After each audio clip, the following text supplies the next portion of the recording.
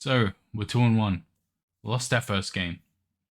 Makes sense. We're never going to go undefeated in the preseason, especially with the next two games coming up. We got Denver, then Minnesota. The game was fine.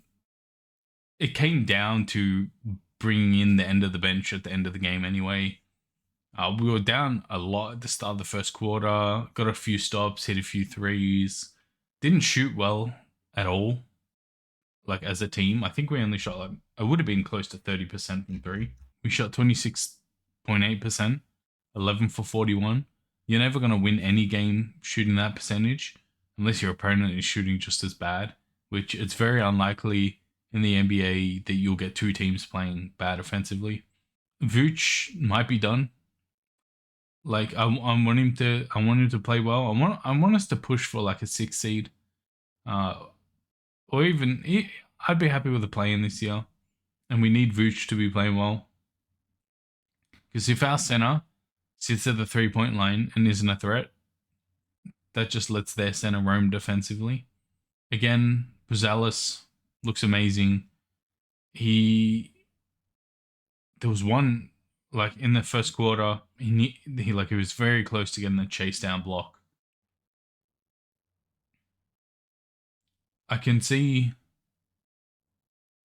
us sending Noah Senge down to the G League because I don't think we have minutes for him at the moment, considering we've got Buzalis, Patrick Williams, potentially Zach Collins / Jalen Smith when they're in line up together. So one of those will be playing that role. And I don't want him to be the player that gets 2 minutes, 3 minutes every game here and there. I want him to be spending 25, 30 minutes in the G League playing against, actually getting into games and playing. He still will obviously train with the team, but he'll be able to put minutes on an NBA floor, an NBA G League floor.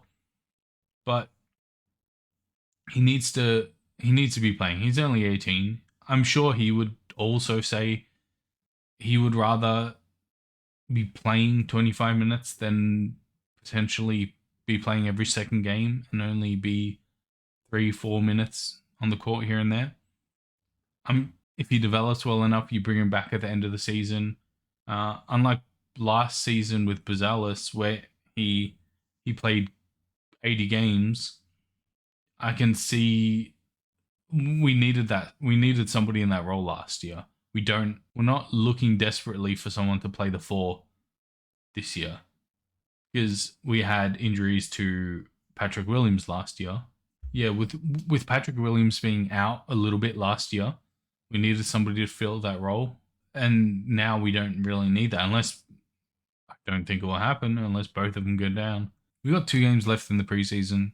One against a team that I think will struggle against a similar archetype for the whole year, which is Denver, where they have a big that is the all-star offensive player. I think teams like Denver, teams like Milwaukee, teams like Orlando, there'll be teams that we struggle against because we don't really have that defensive presence at the center or somebody that can guard a power forward physically that is strong enough or quick enough. Vooch can guard a lot of the stronger players, but if he's too slow, we don't really have an option for that.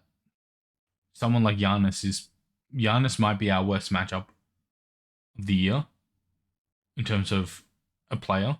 I think we do better against someone like Houston than Milwaukee just because of the matchups.